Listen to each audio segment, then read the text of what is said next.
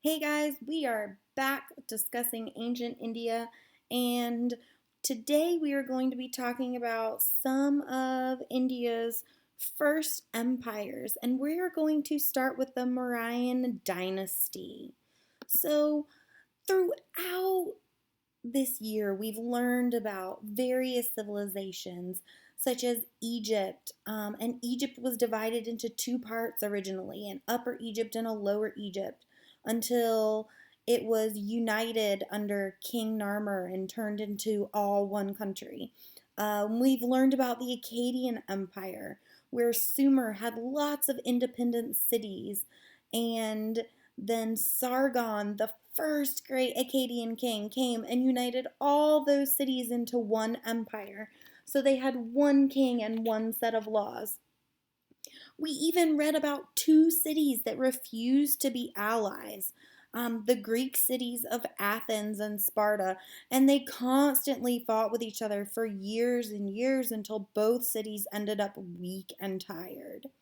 And they eventually ended up being crushed and conquered by the Macedonians.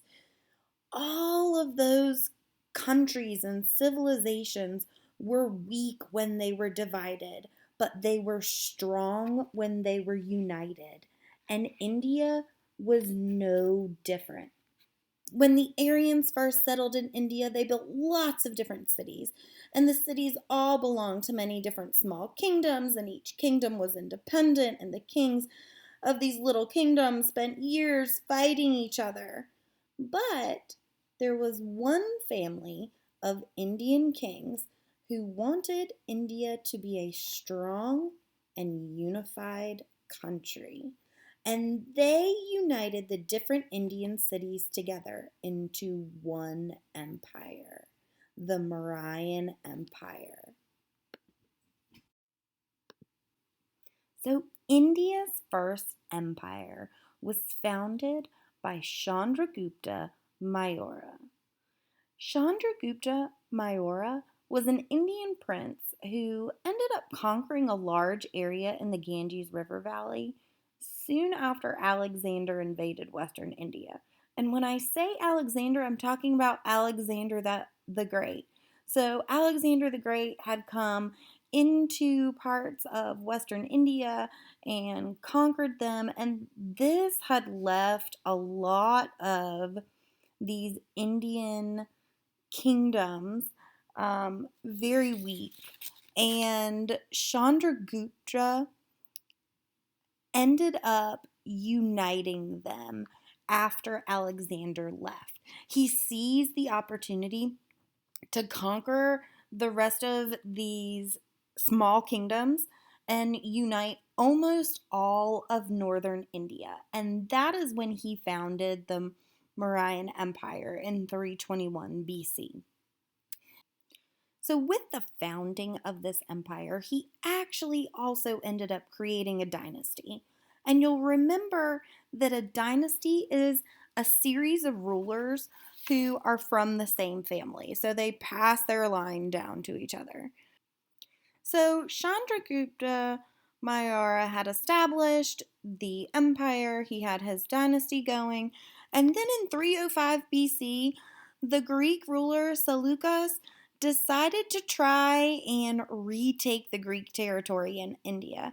And Chandragupta raised an army of elephants that included more than 9,000 war elephants.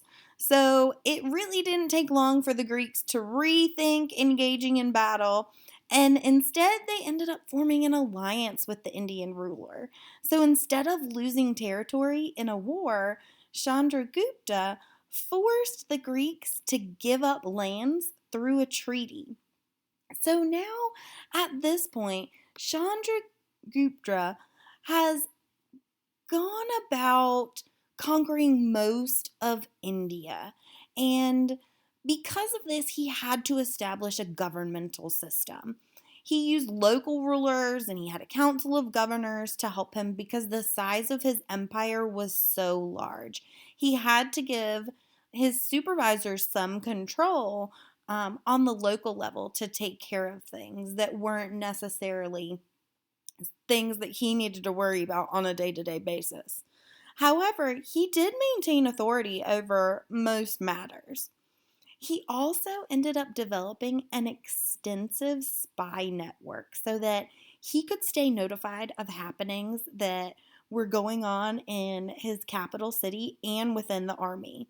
So, having conquered all of this region himself, he didn't want someone else to come along and try and overthrow him. One of the other things that Chandragupta did is because of the extensive travel needed um, to communicate within his empire, he ended up also setting up a postal system. So, those were some really cool things started very early during the Mauryan Empire.